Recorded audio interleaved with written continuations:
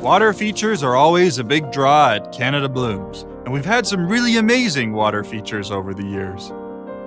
Now, you're likely quite happy with your piano safe and dry in the house.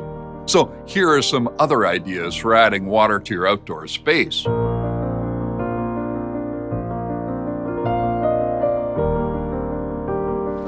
Water gives movement and depth to a garden. If you're close to a busy street or want to drown out a noisy neighbor next door, a water feature is a great way to mute the world around you. A noisy neighbor like you and your dog? Water features can be as simple as a rainwater chain or a bubble rock. Fountains are a classical garden feature.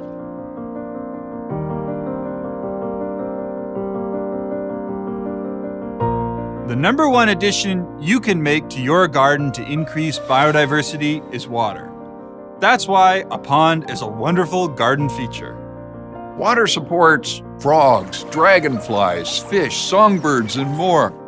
Find a way to introduce water into your garden this spring.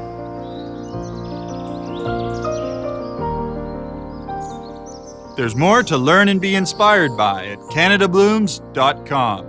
Here's hoping we will see you next year at the 26th Annual Flower and Garden Festival.